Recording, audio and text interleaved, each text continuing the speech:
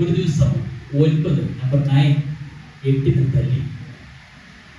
ഉടനെ 8 9 ചോദിച്ചു, നീ എന്തിനാണ് എന്നെ തല്ലിയത്? പറഞ്ഞു 9 പറഞ്ഞു, ഞാൻ നിന്നേക്കാൾ വലിയവനും നീ എന്നേക്കാൾ ചെറിയവനുമാണ്, അതുകൊണ്ട് എനിക്ക് തല്ല. 8 സങ്കടത്തോടെ നോക്കിയപ്പോൾ 7 നിൽക്കുന്നു. 8 7 തല്ലി. 7 ചോദിച്ചു, നീ എന്തിനാണ് എന്നെ തല്ലിയത്? 8 പറഞ്ഞു, ഞാൻ നിന്നേക്കാൾ വലിയവനും നീ എന്നേക്കാൾ ചെറിയവനുമാണ്, അതുകൊണ്ട് എനിക്ക് തല്ല.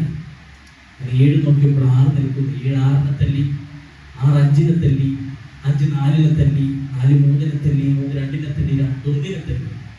1 നോക്കിയപ്പോൾ തല്ലാൻ ഒരു വിലയില്ലാത്ത 0 ഉണ്ട്. മറ്റെല്ലാ സംഖ്യകളും ഈ 1 കളിയാക്കുകയാണ്. 1 പക്ഷേ ഈ 0 തല്ലുന്നതിന് പകരം 1 ചേർത്ത് പിടിച്ചു. 1 10 മാറി മറ്റ് സംഖ്യകളെക്കാൾ വലിയവൻ.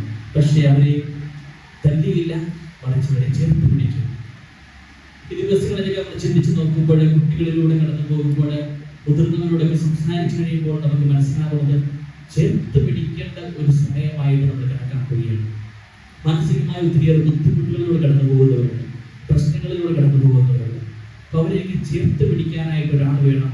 അത് തീർച്ചയായിട്ടും നിങ്ങൾ ഓരോരുത്തരും ഇനി ഭാവിയിൽ പറയാൻ പോകുന്ന മനഃശാസ്ത്രജ്ഞർ, കൗൺസിലർ എന്ന് പറയുന്നത് നിങ്ങൾ ഓരോരുത്തരുമായിട്ട് മാറേണ്ടതാണ്.